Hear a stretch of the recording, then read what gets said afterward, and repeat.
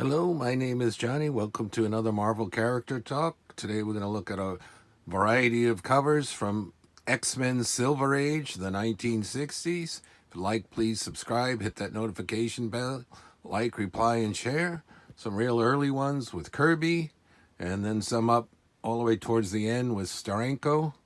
If you see, let's take a look here. What do we got here? This is an early one. Number 6. Look at how cool they are on the edge there, and they got the angel there. This is Submariner joins the evil mutants, featuring Quicksilver and the Scarlet Witch. There they are on there, and there's the Toad and Mastermind with Magneto, and there's Submariner with his red trunks. Usually they put red trunks on the cover and green on the inside. And then we've got some two of the Sentinels, the second and third part of the trilogy. It's really cool. There's Master Mold. I have a big Hero Clicks with him. I might do a separate video showing that and these comics with him. So all of these are pretty cool. Jack Kirby covers. That one has interior art, and at this time period he was just doing layouts for it. And then this one's cool with the monochromatic cover, just red, very dramatic. And then Nito comes back. Iceman should fail. All of these are in interesting shape. The other ones aren't very good, but they're still might be worth CGCing. And the other ones I got are pretty good grades for the time period, might be worth sending in. This one continues on his origin. There's the Blob and Eunice impersonating the X-Men. He is there again with Lucifer. This was like a one-off guy. He's green in the comic.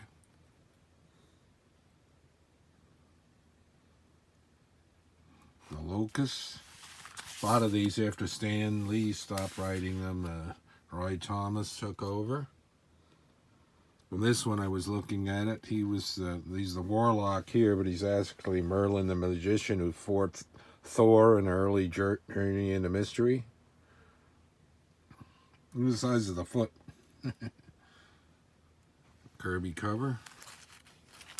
This guy's kind of neat. If he looks like an Iron Man, so they even reference that in there. The Cobalt Man. He came back later, I think, and fought a Hulk. Very cool looking. Blue.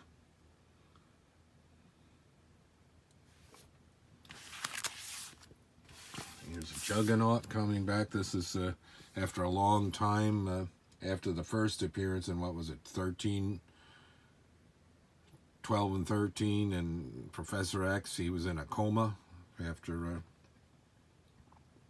Professor X did something to his mind to subdue him, and then he gets revived. This one's fairly nice shape. This one they started, instead of their standard matching costumes, they mixed it up a little bit. Marvel Girl came up with that. This one's not too bad for a black cover on the edge there. Cyclops front and center on that. This is cool. This is an alien robot Frankenstein. It's not the Frankenstein that they had in the early 1970s. They weren't allowed to use monsters until the comic code changed. That's why they got all those monster mags in the early to mid 70s when the code changed and they were able to do supernatural type things again, monsters.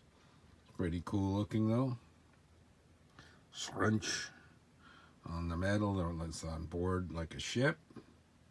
X-Men meet Frankenstein. Enough said. This is a classic X-Men Small on there, and Power of Magneto.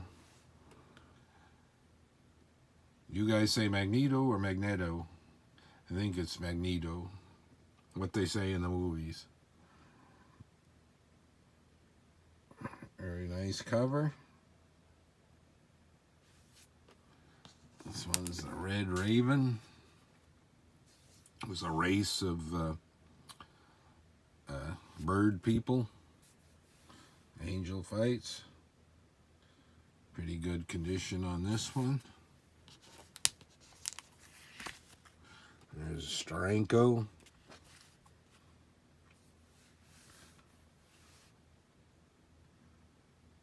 Cover. And right around this time here period, they had a couple of Paul Smith covers too.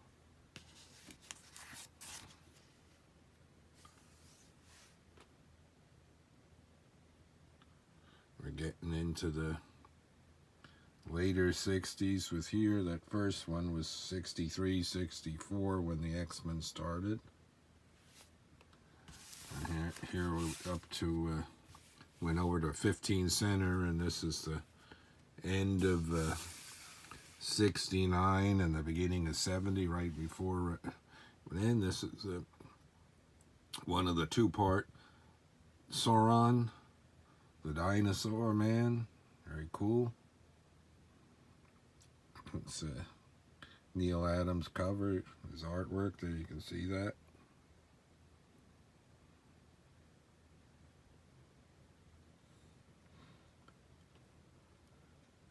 The Strangest Teens of All. And then this one's getting close to the end there. I think 66 was the last one with the Hulk on it.